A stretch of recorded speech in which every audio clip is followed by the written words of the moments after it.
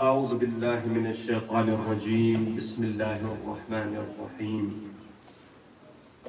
الحمد لله رب العالمين بارئ الخلائق أجمعين بائث الأنبياء والمرسلين، ثم الصلاة والسلام والتحية والإكرام على أفضل الموجودات العبد المؤيد الرسول المسدد المصطفى الأمجد والمحمود الأحمد سيدنا ونبينا وحبيب قلوبنا والشفيع ذنوبنا صاحب الوقار والسكينة المدفون بأرض المدينة أبي القاسم محمد.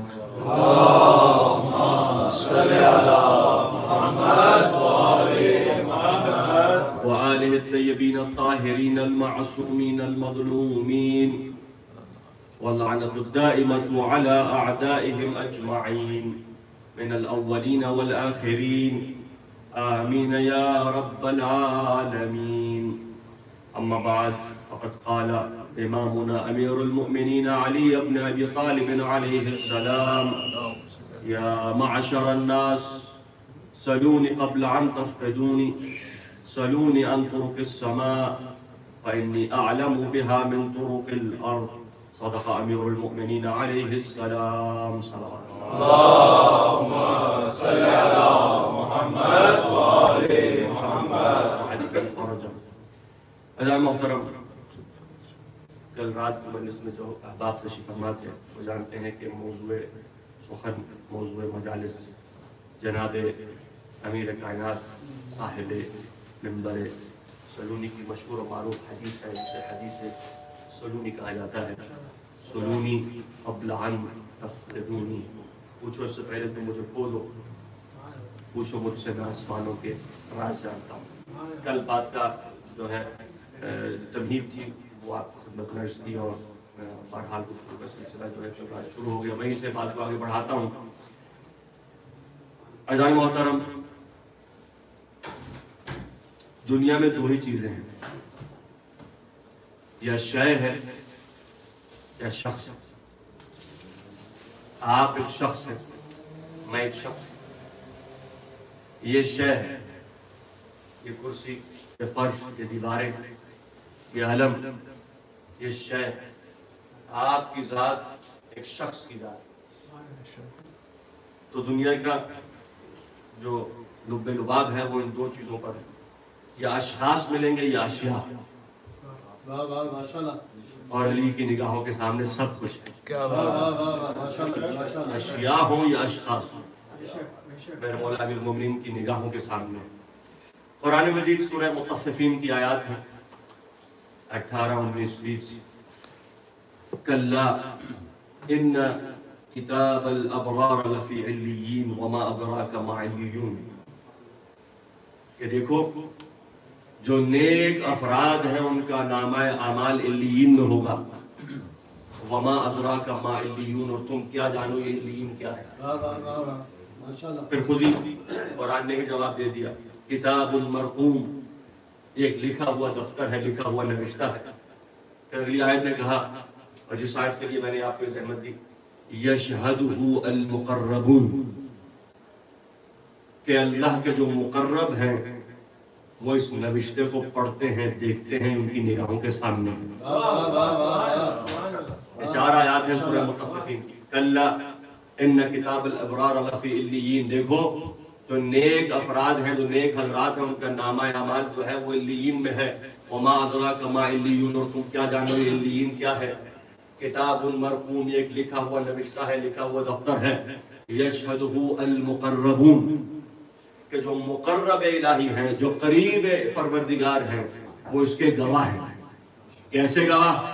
چشمدید گواہ ہیں، یعنی اس کو دیکھنے والے ہیں. اب اس کے ترجمے میں نے اٹھا کے دیکھے تو بعض نے ترجمے میں اضافہ یوں کیا کہ مقرب سے مراد اللہ کے وہ جو مقرب فرشتے ہیں، وہ دیکھ رہے ہیں کہ اس نوشتے، اس دفتر میں کیا ہے، اس نوشتے، اس لکھے ہوئی کتاب میں کیا ہے. یعنی اللہ کے جو مقرب فرشتہ ہے اس کی نگاہوں کے سامنے یہ نوشتہ ہے. تو یہ تو آپ سب نے اسے قبول کر لیا، لیکن اگر ہم یہ کہتے ہیں کہ مقرب سے مراد علی ابن ابی طالب ہے تو یہ قبول کرنا تھوڑا مشکل ہو جائے گا. بھئی فرشتہ اگر دیکھ سکتا ہے، اور فرشتوں میں سب سے بڑا فرشتہ جبرائیل ہے، اور جو جبرائیل کا بھی استاد ہے وہ علی مرتضیٰ ہے.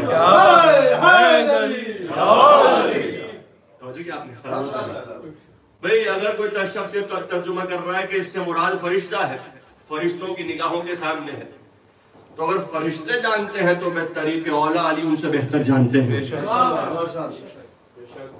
بے جن کے نور سے اللہ نے فرشتوں کو پیدا کیا، جن کے صدقے میں اللہ نے فرشتوں کو حیات بخشی ہو، جنہوں نے فرشتوں کو تعلیم دی ہو، وہ جو شاگرد اتنا جانتا ہے تو معلم کا مقام کیا ہے. یشہدہ المقرب. آئیے ایک اور آیت آپ کی خدمت میں حجیہ کروں. کلا لو تعلمون علم الیقین لترون الجحیم. اگر تمہارے پاس علم یقین ہوتا تو تم اس علم کی بنیاد پر جہنم کی آگ کو یہیں سے دیکھ لیتے. اگر تمہارے پاس لو تعلمون علم الیقین لترون الجحیم، اگر تمہارے پاس ایک ایسا علم ہوتا جسے علم یقین کہتے ہیں تو تم جہنم کی آگ کو دیکھ لیتے.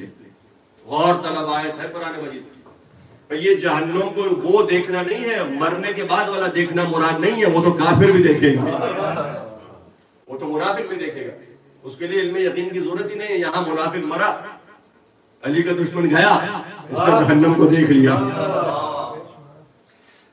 عزیزان محترم، قرآن کی آیت واضح ہے. اگر تمہارے پاس یہ علم ہوتا جو خاص علم ہے، علم یقین، لترون الجحیم، تم جہیم یعنی تم جہنم کی آگ کو دیکھ لیتے. یہ ایک خاص قسم کی رؤیت ہے، اور یہ بس اسی شخص کو عطا ہوتی ہے جس کی حد نگاہ قیامت تک ہو.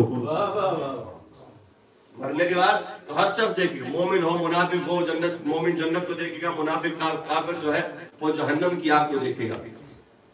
لیکن یہ خاص علم ہے، یہ جہاں ہوگا وہ پھر یہاں بیٹھ کے وہاں کی باتیں بتائے گا.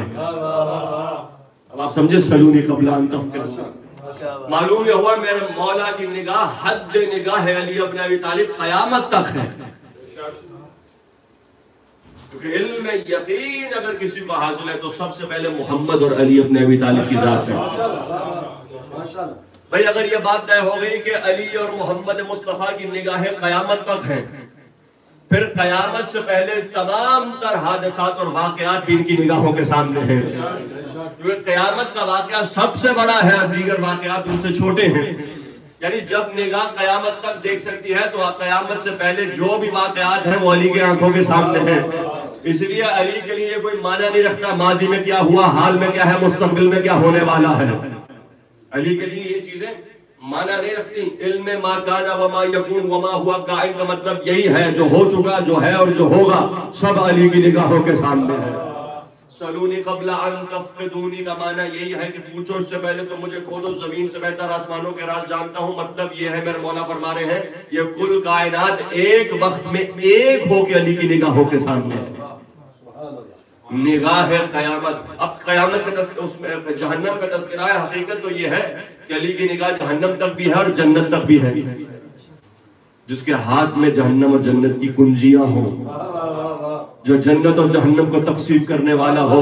قسیم النار والجنہ. میرا مولا علی ابن ابی طالب مقام رہبہ میں تشریف فرما ہے. آپ کے اطراف آپ کے اصحاب ہیں جن میں ایک منافق کھڑا ہو کے کہتا ہے یا علی یہ کیسے ہو سکتا ہے، آپ قسیم النار والجنہ و ابوک فی النار، اور آپ کے بابا جہنم کے عذاب میں ہیں.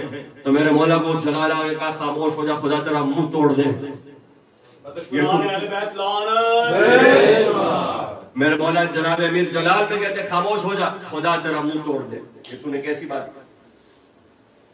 اگر تو یہ مانتا ہے کہ میں قسیم النار والجنہ ہوں، وہ مان رہا تھا انت قسیم النار والجنہ و ابوک فی النار، آپ قسیم النار والجنہ ہیں اور آپ کے بابا معاذ اللہ کفر بک رہا تھا، آپ کے بابا جو ہے جہنم میں ہے.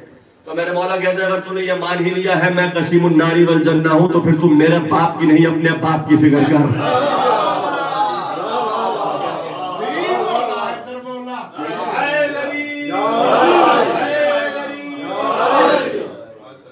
کیسے ہو سکتا ہے باپ کے ہاتھ میں جنت و جہنم کی کنجیاں ہوں، بیٹا نصیب النار والجنہ ہو اور باپ جہنم میں؟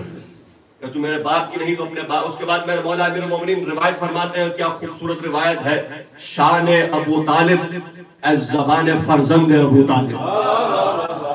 میرے مولا فرماتے ہیں قیام لو شفع ابی ابو طالب یوم القیام، اگر قیامت کے دن میرے بابا ابو طالب علیہ السلام تمام خلائق کی شفاعت کر دیں تو یاد رکھنا پروردگار میرے بابا کی شفاعت کو قبول کرے گا. جس کے حق میں ابو طالب فیصلہ کرے وہی الہی فیصلہ ہوگا. امام محمد باقر فرماتے ہیں کہ اگر ترازو ہو اور ایک پلڑے میں ایمان ابو طالب ہو اور ایک پلڑے میں آج کے لوگوں کا ایمان رکھا جائے تو ایمان ابو طالب کا پلڑا بھاری ہوگا. تو بھئی جس باپ کا ایمان ایسا ہوگا پھر اسی کے گھر میں کل ایمان پیدا ہوگا. پھر اسی کا بیٹا کل ایمان، جب باپ اس ایمان پر ہوگا، ایسے ایمان پر ہوگا تو پھر اسی کا بیٹا اس لائق ہے اسے کل ایمان کہا جائے جو علی ابن ابی طالب ہے. عزیزان محترم یہ مقام ہے جناب ابو طالب علیہ السلام کا. اس کے بعد میرے مولا فرماتے ہیں یاد رکھو قیامت کے دن 5 نوروں کے علاوہ جو سب سے زیادہ چمکتا ہوا نور ہوگا وہ ہمارے بابا ابو طالب کا نور ہوگا. قیامت کے دن 5 نوروں کے بعد اگر کوئی چمکتا ہوا نور اہل محشر مشاہدہ کریں گے تو ہمارے بابا ابو طالب کا نور ہوگا. اس کے بعد فرمایا ان نور ابی طالب من نورنا، ابو طالب کا نور ہمارے نور سے ہے. اب فیصلہ یہ کرنا ہے کہ ان کا نور کب بنا تھا. ان نور ابی طالب من نورنا، یعنی فیصلہ یہ ہوا کہ جب علی اور محمد اور فاطمہ اور حسن اور حسین اور ذریت حسین سے آنے والے 9 ائمہ کا جب یہ نور بنا تھا اور وہ خلقت آدم سے پہلے بنا تھا، ابو طالب کا نور بھی تبھی بنایا گیا تھا. مقام ابو طالب کو وہاں شان، بھئی ایمان ابو طالب کی بات کرتے ہیں، حقیقت تو یہ ہے دنیا کو شان ابو طالب پہ بات کرنی چاہیے. مقام ابو طالب پہ بات. حضور ان الابرار کلا لو تعلمون علم الیقین لترون الجحیم، اگر تمہارے پاس یہ علم ہوتا تو تمہاری نگاہ ادھر بیٹھے بیٹھے جہنم کی آگ کو دیکھتی، جنت کے منظروں کو ہے اپنی آنکھوں کے سامنے مشاہدہ کرتی کہ جنت میں کیا ہے، جہنم میں کون ہے، جنت میں کیا معاملات ہیں. یہ بس علی ابن ابی طالب ہے جو فرماتے ہیں ان الذی عنده مفاتیح الغیب لا يعلمها بعد محمد غیری، میں وہ ہوں جس کے پاس غیب کا علم ہے اور محمد کے علاوہ بس میں ہی ہوں جو وہ علم رکھتا ہے. لا يعلمها بعد محمد غیری، میرے علاوہ رسول کے بعد میں علی ابن ابی طالب ہوں جس کے پاس وہ علم ہے جو حضور کے سینے میں ہے. آئیے اسی حدیث سے متصل ہو رہا ہوں جہاں پہ کل میں نے بات کو چھوڑا. اسبغ بن رباطہ کہتے ہیں کہ مولا جناب امیر منبر سرونی پہ تشریف فرما ہوئے اور جیسے کہ حضور بزم پیغمبر میں اصحاب کے درمیان بھی منافقین تھے، ویسے ہی امیر المومنین کی بزم اصحاب کے درمیان خوارج تھے. ایک خارجی اٹھا، اس کا نام تاریخ میں ہے ابن القوا، کوے کا بچہ. ابن القوا یا امیر المؤمنین سوال کرتا ہے، اے امیر المؤمنین آپ نے بہت بڑا دعویٰ کیا. قرآن کل والی حدیث ہے، مجھے دوبارہ اس کو ریپیٹ نہیں کرنا ہے. مجھ سے قرآن کی لو سألتمونی ان آیا ایک ایک آیت کے بارے میں پوچھو. قرآن علی معلم قرآن، علی وارث قرآن، علی ناطق قرآن ہے. اچھا آپ نے اتنا یا علی آپ نے اتنا بڑا دعویٰ کر دیا، بتائیے قرآن میں تو تضاد ہے، قرآن میں اختلاف ہے، قرآن کا ایک حصہ دوسرے حصے کے مخالف ہے، دوسرا حصہ ایک اور حصے کے مخالف ہے. تو جناب امیر کا جملہ ہے ثقلت کا امو کا، جا تیری ماں تیرے ماتم میں بیٹھے. ایسا نہیں ہے کہ قرآن کا ایک حصے کے مخالف ہے. حقیقت تو یہ ہے قرآن کا ایک حصہ دوسرے حصے کے موافق ہے. ایک حصہ دوسرے حصے کی تشریح اور توضیح کر رہا ہے، ایک آیت دوسری آیت کو سمجھا رہی ہے، بتا رہی ہے. اسے کہتے ہیں تفسیر قرآن بالقرآن. اور اسی میتھڈ پہ علامہ طباطبائی نے پوری تفسیر لکھ ڈالی ہے، میزان، تفسیر المیزان، تفسیر قرآن بالقرآن، یعنی قرآن کی تفسیر قرآن ہی کی آیت کے ذریعے سے. بعض اوقات تفسیر روائی ہوتی ہے، یعنی قرآن کی وہ تفسیر کی جو روایات کے ذریعے سے معصومین کی احادیث کو لایا جاتا ہے، یہ آیت سے مراد یہ ہے، اس آیت سے مراد یہ، اس کی تعبیر یہ، اس کی تنزیل، اس کی تشریح اور تفسیر یہ ہے. لیکن علامہ طباطبائی نے قرآن کی تفسیر کو آیات سے کیا. خیر جناب امیر فرماتے ہیں ایسا نہیں ہے. کہ ایک حصہ دوسرے حصے کے مخالف ہے، حقیقت تو یہ ہے کہ ایک حصہ دوسرے حصے کے موافق ہے، اس کی تائید میں ہے۔ کہ اچھا بتا کون سا حصہ ہے جو ایک حصے کے مخالف ہے؟ کہ قرآن میں ایک جگہ لکھا ہے رب المشارق والمغارب۔ اگر بیدار ہیں، اگر تھکے نہیں ہیں، میں جانتا ہوں صبح کی مجلس ہے لیکن تھوڑا سا ساتھ دیں گے تاکہ انشاءاللہ ایک ماحول بنا رہے۔ حضور رب المشارق والمغارب، توجہ چاہوں گا، مشارق اور مغارب یہ کون سا صیغہ ہے؟ جمع کا صیغہ ہے۔ احسن، یعنی مشرقوں اور مغربوں کا رب۔ پھر اے امیر المؤمنین اسی قرآن میں ہے رب المشرقین والمغربین، دو مشرق اور دو مغرب ان کا رب ہے۔ پھر اسی قرآن میں ہے رب المشرق والمغرب۔ یہ قرآن میں تضاد نہیں ہے، یعنی ایک جگہ رب مشارق والمغارب کا ہے، ایک جگہ رب مشرقین اور مغربین کا ہے، ایک جگہ رب مشرق و مغرب کا ہے۔ تو میرے مولا نے کہا نہیں، ایسا نہیں ہے، قرآن میں تضاد نہیں ہے، یہ تیری سوچ چھوٹی ہے۔ فرمایا اب میرے مولا کا جملہ سنیے، میرے مولا کا جواب سنیے۔ مولا کیا فرماتے؟ کہا سن، جہاں تک رہی بات رب المشرق والمغرب، ایک مشرق اور ایک مغرب کا رب، تو میرے مولا فرماتے ہیں وَهَذَا مشرق وَهَذَا مغرب۔ بات تمام ہو؟ هَذَا مشرق وَهَذَا مغرب، اس مشرق کا رب ہے، اس مغرب کا رب ہے۔ تو یہ آیت تو واضح ہو گئی۔ اچھا، رب المشرقین والمغربین، دو مشرقوں اور دو مغربوں کا رب۔ اب میرے مولا فرماتے ہیں سن، دو مشرق اور دو مغرب سے مراد وہ مشرق اور مغرب ہیں جو گرمی اور سردی کے موسم میں زاویہ بدلتا رہتا ہے سورج کا۔ اور یہ باتیں سائنس نے تصدیق کی ہیں، یعنی سردی میں سورج کا اینگل کچھ اور ہے، حالانکہ نکلتا مشرق سے ہے، لیکن وہ مشرق جو سردیوں میں ہے اور وہ مشرق جو گرمیوں میں ہے اس میں فرق ہے۔ دونوں مقام مشرق میں ہے اور جہاں ڈوبتا ہے وہ مقام بھی مغرب میں ہے۔ اسی لیے بعض اوقات سردیوں اور گرمیوں میں سورج کی جو پوزیشن ہے، جو اس کا مقام ہے، وہ کبھی کرۂ ارض سے قریب ہے، کبھی کچھ دور ہے۔ گھبرا کے سن رہے ہیں آپ؟ بھائی گوگل کا سرچ انجن تو آج پہنچا ہے، علی ابن ابی طالب تب بتا کے چلے گئے ہیں۔ سائنس تو آج اس بات کی تصدیق کرتی ہے، میں دیکھ کے آیا ہوں، ایسا نہیں کہ میں دیکھ بھائی جیسے کہ مولا فرماتے ہیں، کہتے ہیں مشرق اور مغرب، مشرق سرما اور مشرق گرما، یعنی گرمیوں میں ایک مشرق، سردیوں میں ایک مشرق، گرمیوں میں ایک مغرب، سردیوں میں ایک مغرب۔ حضور یہ ہو گئے رب المشرقین والمغربین۔ سردیوں کے موسم میں سورج کی پوزیشن کچھ اور ہے، گرمیوں کے موسم میں اس کا مقام کچھ اور ہے، ایک جگہ سے طلوع کیا، ایک جگہ جا کے ڈوبا۔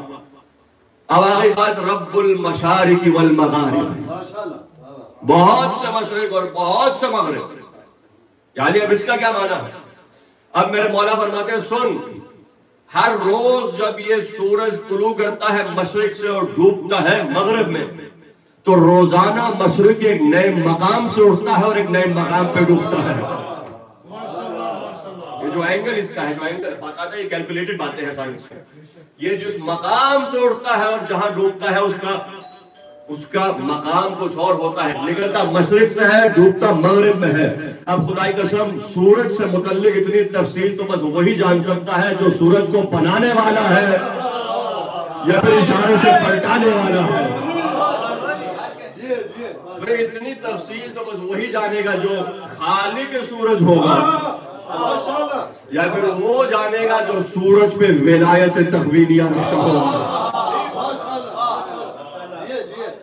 جو بنا دے یا جو پلٹا دے۔ کیا یہ سورج یہیں سے، یہ ہے تمام مشارق اور یہ ہے تمام مغارب۔ اب بات واضح ہوئی، رب المشرقین والمغربین، رب المشارق والمغارب، رب المشرق والمغرب، اس میں کوئی تضاد نہیں ہے۔ ایک اور منافق اٹھا، اشعث بن قیس، بہت بڑا منافق، اس کی اولاد قتل امام حسین کو ملبس۔ یا امیر المؤمنین، مولا سے سوال کر، مولا نے جب کہا نا سلونی قبل ان تفقدونی، تو بعض افراد سے جملہ ہضم نہیں ہوا، بعض میدوں کو علی راس نہیں آتا۔ تو ہر دور میں ایسے ملتے ہیں. اچھا اے علی یہ بتائیے کہ میری داڑھی میں بال کتنے ہیں؟ یہ بتائیے میرے سر پہ بال کتنے ہیں؟ ہاں میں نے مولانا نے کہا میں اتنا بتا دوں گا تجھے کہ سر کے ہر بال میں ایک فرشتہ ہے جو تجھ پہ لعنت کرتا ہے، اور داڑھی کے ہر بال پہ ایک شیطان ہے، اور تیرے گھر میں جو تیرا ذلیل بیٹا ہے جو بچہ ہے وہ فرزند رسول کا قاتل ہوگا. نہیں یہ وہ خبیث تھا. ایک اور منافق اٹھا کہتا کہ اب میں علی سے ایسا سوال کروں گا جس کا جواب علی کے پاس ہرگز نہیں ہوگا. یعنی کیسے کیسے افراد دنیا میں آپ کو ملیں گے جنہوں نے علی علیہ السلام کو چیلنج کرنے کی کوشش کی. دشمنان اہل بیت لعنت. اور کیسے خدا نے ذلیل کیا. اٹھا یا امیر المؤمنین هل رأیت ربک یا علی، اے علی کیا آپ نے کبھی اپنے رب کو دیکھا ہے؟ اب علی کیا جواب دیں گے؟ اب سارا مجمع خاموش، جیسے آپ خاموش ہیں. سارا مجمع سن میرے مولا کا جواب سنے، اور ایسا جواب بس وہی دے سکتا ہے جس کی زبان لسان اللہ ہو. کیا سن واللہ ما كنت اعبد ربا لم ارا، علی اس رب کی عبادت بھی نہیں کرتا جسے علی نے دیکھا نہ ہو.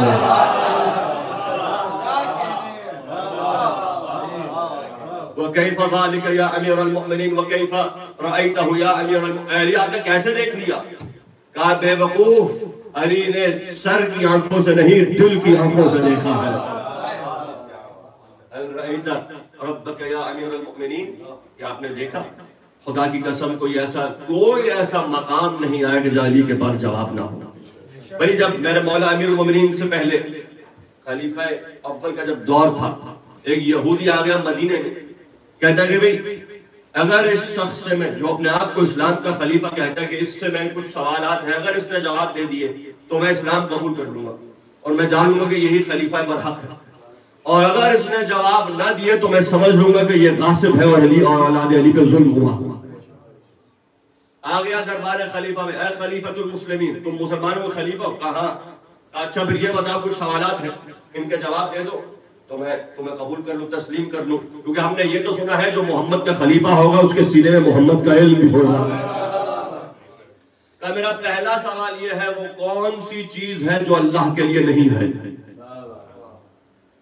وہ کون سی چیز ہے جو اللہ کے لیے نہیں؟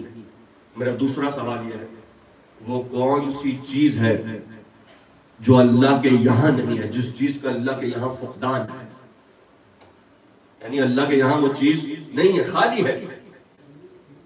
اور وہ کون سی چیز ہے جو اللہ کے علم میں نہیں ہے؟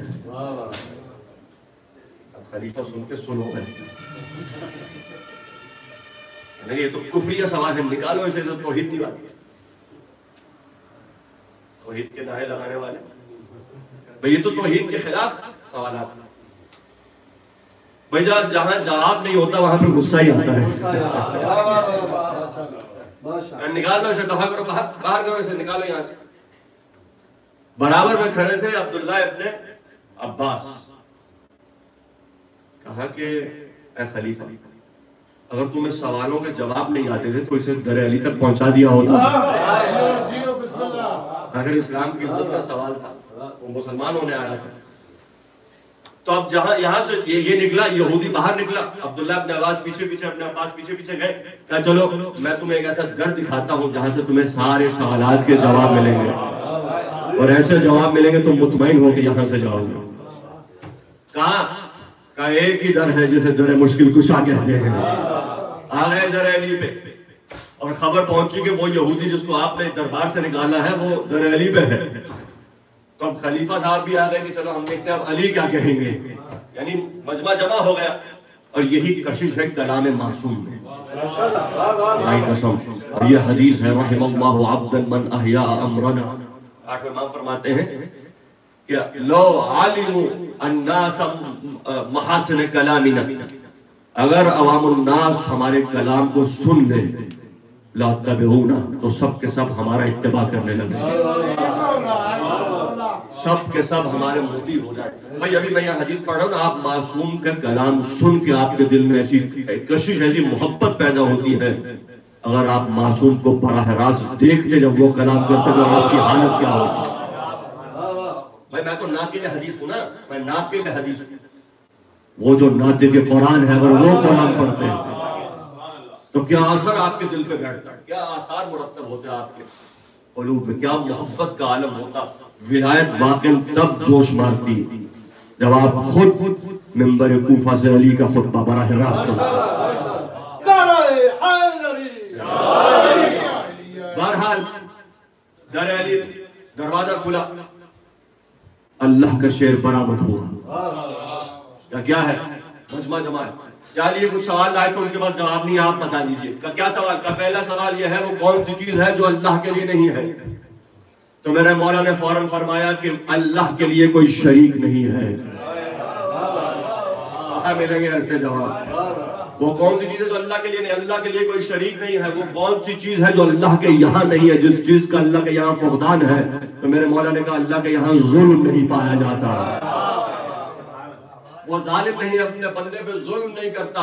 پھر کہا اچھا وہ کون سی چیز ہے جو اللہ کے علم میں نہیں ہے. بھائی اب سب پریشان کھڑے ہیں, وہ کون سی چیز ہے جو اللہ کے علم میں نہیں ہے. وہ اللہ جس نے محمد کو علم دیا, وہ اللہ جس نے علی کو علم دیا, وہ اللہ جس نے انبیاء کو علم دیا, وہ کون سی چیز ہوگی جو اللہ کے علم میں نہ ہوگی. اب میرے مولا بھائی اب یہ وہی جواب دے سکتا ہے جس کے علم میں اللہ کا علم ہو.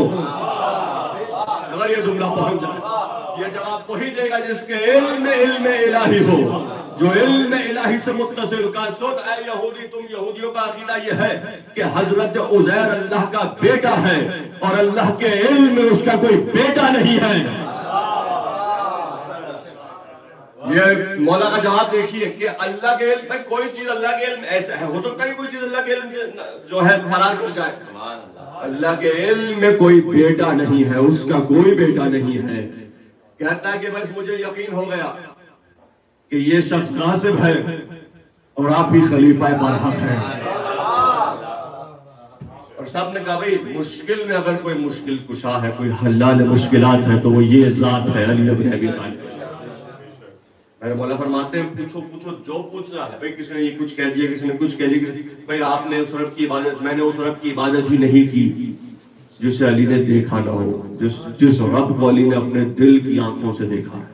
حضور آپ کے اور ہمارے درمیان ایک پردہ ہے, ہمارے اور خدا کے درمیان حجاب ہے, ایک پردہ ہے, اور اس حجاب, اس پردے کا نام ہے آل محمد. انہوں نے کہا ہم نے مان لیا کہ ایک خدا ہے, ہم نے مان لیا کہ انبیاء ہیں, ہم نے مان لیا کہ نماز پڑھو, ہم نے مان لیا روزہ رکھو, ہم نے مان لیا حج کرو, ہم نے مان لیا. جو جو احکام انہوں نے بتائے ہم نے مان لیا, ہم نے خدا کو دیکھا نہیں. لیکن آل رسول اور خدا آل رسول میں کوئی حجاب اور پردہ نہیں ہے. وہ مقام اور ہے, وہ مقام عرفان ہے. یہ مقام علم. اب آپ سمجھے کل والی بات, علم حصولی اور علم حضوری. آپ نے علم حاصل کیا ہے, یہ شخصیات خدا کے حضور میں موجود ہیں, اور مقام نور ہے جن کا نور ہی اللہ کے نور سے بنا. بھائی دو جملے اور میں زحمت تمام کروں اگر تھکے نہیں ہیں, پھر اس کے بعد کی مجلس سے باقی باتیں انشاءاللہ اگلی مجلس میں. دو شتر, دو اونٹ کوئی بطور تحفہ ہدیہ حضور کی خدمت میں لائے کہ اللہ کے نبی یہ آپ کے لیے ہدیہ ہے. حضور نے صحابہ کو جمع کر لیا, اے میرے اصحاب, تم میں سے اگر کوئی 2 رکعت نماز پڑھے اس حالت میں کہ تکبیرۃ الاحرام سے لے کے تشہد و سلام تک اس کے ذہن میں کوئی خیال دنیا نہ آنے پائے, تو ان 2 اونٹوں میں سے ایک اونٹ اسے ہدیہ کروں گا. بھائی 2 رکعت نماز ہے, 4 رکعت بھی نہیں ہے, مغرب کی 3 رکعت بھی نہیں ہے, 2 رکعت کوئی نماز پڑھتے. اب وہ چاہے مجھے نہیں پتا واجب تھی یا مستحب تھی, سنت تھی, جو بھی, پر 2 رکعت نماز ہے. یہ کوئی شخص پڑھ دے اور 2 رکعت نماز یعنی 2 منٹ اس کے ذہن میں خیال دنیا نہ آئے, ایک اونٹ میں اسے ہدیہ کروں گا. کون ہے؟ مجمع خاموش، جیسے خندق میں خاموش تھا. خاموش مجمع، جیسے دعوت ذوالعشیر پہ خاموش تھا. بھائی جب بھی میرے نبی نے پکارا ہے بس ایک ہی ذات نے لبیک کہا ہے. پھر میرے مولا علی لبیک، حسب عادت میرے مولا علی. اچھا حسب عادت نہیں تھا، علی نے جو کہا وہ کر کے دکھایا تھا.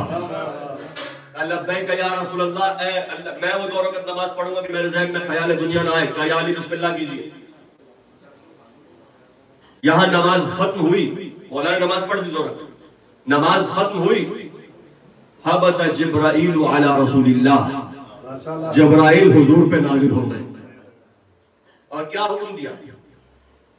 اے اللہ کے نبی، حکم الہی یہ ہے کہ آپ وہ اونٹ علی کو فوراً دے دیں. تو اب حضور اور جبرائیل کے درمیان ایک مکالمہ ہوا. میں آپ کو ہدیہ کروں گا. حدیث ہے، بہار کی حدیث ہے. پیغمبر فرماتے ہیں کہ جبرائیل، علی جب تشہد میں تھے، تشہد نماز میں، تو علی کے ذہن میں خیال آ گیا.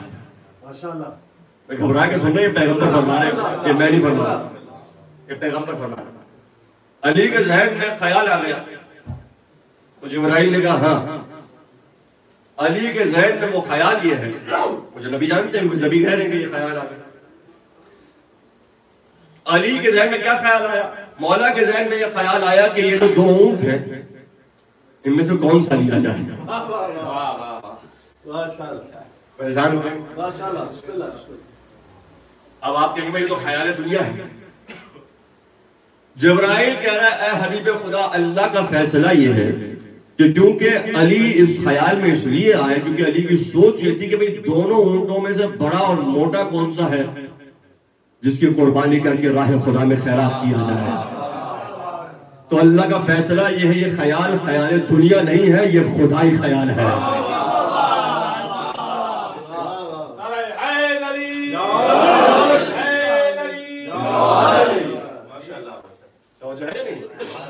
کیونکہ خدمت خلق عبادت پروردگار ہے. مولا کے ذہن اپنی خاطر نہیں تھا، مولا کے ذہن میں خیال یہ آیا کہ ان میں سے کون سا لیا جائے جسے قربان کر کے راہ خدا میں غریبوں کو گوشت تقسیم کیا جائے. بھئی اتنا سننا تھا کہ حضور کی آنکھوں میں آنسو آ گئے. علی کو قریب بلایا، سینے سے لگایا کہ یا علی یہ دونوں اونٹ آپ کو ہدیہ کر رہا ہوں. بھئی کہاں ملے گا ایسا عبادت گزار؟ تیر لگ جائے تو مولا حسن کا انتظار کرو میرے بابا مصلی عبادت پہ آ جائے، پھر تیر کو کھینچنا. علی کو خبر تک نہ ہوگی. علی وہ جو 2 رکعت نماز پڑھے، ایک لحظے ایک آن کے لیے آپ کے ذہن میں خیال دنیا نہ آئے. جو خیال علی کے ذہن میں آئے وہ خدائی خیال ہے. آپ پھر بھئی یہاں پہ کسی نے آخری جملہ ہے اور میں زحمت مجلس کو تمام کروں. کسی نے اعتراض کر دیا، بھئی عجیب باتیں ہیں شیعوں کی. کبھی کہتے ہیں تیر کھینچا گیا علی کو خبر نہ ہوئی، کبھی کہتے ہیں 2 رکعت نماز پڑھی علی کے ذہن میں خیال دنیا نہ آیا. پھر وہی شیعہ کہتے ہیں کہ مسجد میں فقیر آیا. تھوڑا سا آپ جاگیں گے تو مزہ آئے گا. ساری باتیں میں کر دوں گا. وہی شیعہ کہتے ہیں بھائی تیر نکالا علی کو خبر نہ ہوئی. جو ہے 2 رکعت نماز پڑھی خیال دنیا سے علی علیہ السلام کا ذہن محفوظ ہے، بلکہ علی کا ذہن معصوم ہے. محفوظ تو کیا. اور وہی علی کہتے ہیں کہ جی مسجد میں فقیر آ گیا اور علی نے سن بھی لیا. علی محو عبادت ہے، محو نماز ہے، علی نے سن بھی لیا، انگوٹھی عطا کر دی اور آیت اتر گئی. تو اب کون سی روایتوں کو لیا جائے؟ وہ علی کہ جب علی علیہ السلام حالت نماز میں ہے تو علی کو کسی چیز کی فکر نہیں ہے سوائے فکر الہی، یا پھر وہ روایت کہ علی علیہ السلام مسجد میں ہے اور ایک شخص آتا ہے اور پکارتا ہے کہ کون ہے جو مجھے اللہ کے نام پہ عطا کرے، اور علی علیہ السلام عطا کرتے ہیں. بھئی یہ باتیں وہی کرتا ہے جو حدیث کی تفصیل سے ناآشنا ہو. کیا حدیث ہے؟ حدیث آپ کی خدمت میں حدیث اور یہی سے مسائل اگر سننا چاہیں گے. میرا مولا محو نماز ہے، محو عبادت پروردگار ہے، اور عبادت وہ کر رہا ہے کہ جس کی عبادت کو دیکھ کے دنیا نے عبادت سیکھی ہے، جس کے نور کی تسبیح کو سن کے جبرائیل کے نور نے تسبیح سیکھی. علی محو عبادت ہے. علی حالت رکوع میں آتے ہیں، دروازہ کھلا، مسجد میں فقیر داخل ہو گئے. کون ہے جو اس فقیر کو کھانا کھلائے؟ کسی کی آواز نہیں ہے. دیکھا کوئی آواز نہیں دے رہا. مسجد رسول ہے، مسلمانوں کی مسجد ہے. پھر آواز دی، کون ہے جو اس فقیر کو لباس دے گا؟ کسی کی آواز نہیں. کس نے لبیک کیا؟ اور جب 3 مرتبہ اس نے آواز بلند کی اور کسی نے کچھ نہ کہا نا، پھر اس نے آسمان کی طرف رخ کیا، مسجد رسول میں کھڑا ہو کے جملہ کہا. اس نے وہ جملہ آپ کو اگر میں ہدیہ کر دوں تو یہ حدیث واضح ہو جائے گی کہ معاملہ کیا ہے. گڑبڑ کہا، اللہم اشہد، پروردگارا تو گواہ رہنا، انی سألت فی مسجد الرسول اللہ ولم یعطینی احد شیئا. پروردگارا تو گواہ رہنا، میں نے تیرے حبیب کی مسجد میں آ کے کچھ مانگا اور کسی نے مجھے عطا نہ کیا. بھئی توجہ، پہلی بار کون مجھے دے گا؟ جواب نہیں ہے. کون مجھے کھلائے گا؟ جواب. کون مجھے لباس پہنائے گا؟ جواب نہیں آیا. بھئی جب اس نے اب اللہ کو مخاطب کر کے اللہ کو پکارا، اللہ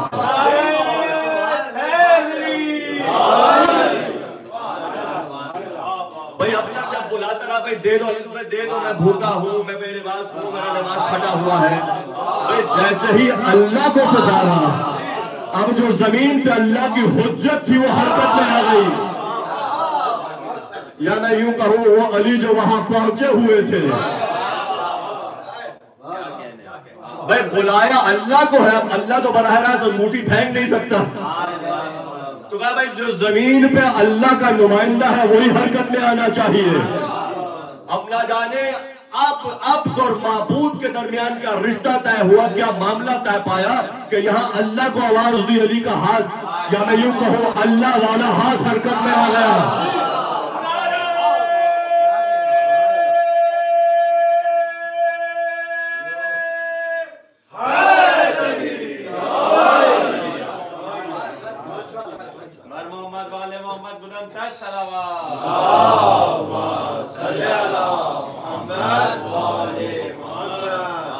سمجھو گیا آپ نے؟ سلامت رہیں، شاد و آباد رہیں، خوش رہیں. حضور اب آپ معاملہ سمجھے. اگر کہا جاتا ہے حدیث الصلاۃ معراج المؤمن، نماز مومن کی معراج ہے، تو اگر مومن کی معراج ہے تو پھر جو امیر المومنین ہو اس کے معراج کے کیا کہنے؟ میں اللہ کو پکارا، بس اب اللہ کو گوارا نہیں تھا کہ میرے حبیب کی مسجد میں آگے کوئی مجھے پکارے اور میرا ولی موجود ہو وہ جواب نہ دے. معلوم یہ ہوا کہ علی کی توجہ دنیا کی طرف نہیں تھی، اللہ کی طرف تھی. اب جب کسی نے اللہ کو بلایا، علی علیہ السلام حرکت میں آ گئے. اور جس جملے پہ یہ زحمت تمام ہو رہی ہے، مجلس تمام ہو رہی ہے، وہ یہ ہے بھئی زکوٰۃ دینا عبادت ہے یا نہیں؟ نماز پڑھنا عبادت ہے یا نہیں؟ بھئی کوئی شخص زکوٰۃ دے کے نماز پڑھتا ہے، کوئی شخص نماز پڑھ کے زکوٰۃ دیتا ہے. یہ ایک ذات ہے جو عبادت در عبادت کر رہی ہے. یعنی ایک وقت میں جو دو عبادتیں انجام دے وہ علی ابن ابی طالب ہے. عبادت در عبادت کا پہلو ہے میرے مولا علی ابن ابی طالب کا. ایسا نہیں ہے کہ علی علیہ السلام نماز میں حالت عبادت سے خارج ہوئے کسی اور کام میں، یہ اٹھا دیا، یہ اشارہ کر دیا. بھئی جو عبادت میں عبادت کرے، جس کی عبادت، توجہ جملہ حاضر کر رہا ہوں، جس کی عبادت سے نماز کو 4 چاند لگ جائے وہ امیر المومنین ہے. خدا کی قسم یہ واحد ذات ہے جس نے ایک وقت میں حالت نماز میں، حالت عبادت میں ایک اور عبادت کا اضافہ کیا ہے. وہاں جناب سیدہ روزے سے ہے، جب آپ نے منت مانی کہ میں روٹیاں تقسیم کروں گی، حسنین کریمین بیمار ہوئے، بخار ہوا، آپ نے منت مانگی، وہ جس کی پوری سورت قرآن میں سورہ حالت تھا. بھئی وقت نہیں ہے، میں تمام کرنا چاہ رہا ہوں. بی بی حالت روزہ میں ہے، نق الباب ہوا، افطار نہیں ہوا ابھی، بی بی نے روٹیاں تقسیم کر دی. کیا حالت روزہ میں ہونا عبادت ہے یا نہیں؟ صدقہ خیرات کرنا عبادت ہے یا نہیں؟ تو آپ سمجھے سیدہ علی ایک معیار پہ کیوں آ گئے؟ لولا علی لم یکن لفاطمہ کفن، اگر علی نہ ہوتے سیدہ کا کف نہ ہوتا. کیونکہ ایمان فاطمی اس قدر بلند تھا کہ اس ایمان کو میچ کرنے کے لیے کوئی کل ایمان ہونا چاہیے.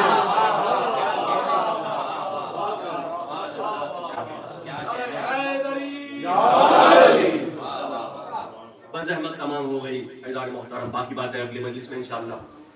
حضور یہ وہ عبادت گزار شخصیات ہیں کہ دین کی عبادت کو دیکھ کے آپ نے نماز کی تمیز سیکھی ہے کہ اگر میرا مولا مصلی عبادت پر ہے تو میں مصلی عبادت سے دور نہ ہو جاؤں۔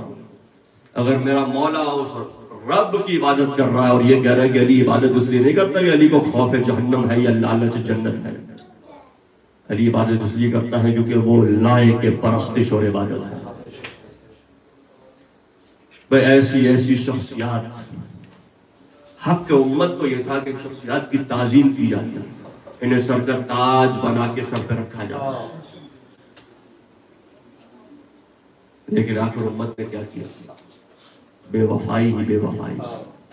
کبھی علی مرتضیٰ کا سر اقدس زخمی ہوتا ہے، کبھی در سیدہ پہ آگ روشن کی جاتی ہے، کبھی حسن مجتبیٰ کو زہر دیا جاتا ہے، اور کبھی حسین کو کربلا میں گھیرا جاتا ہے۔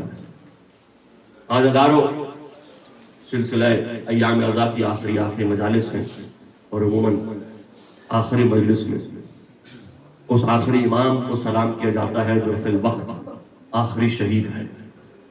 امام زمانہ کی شہادت ابھی واقع نہیں ہوئی،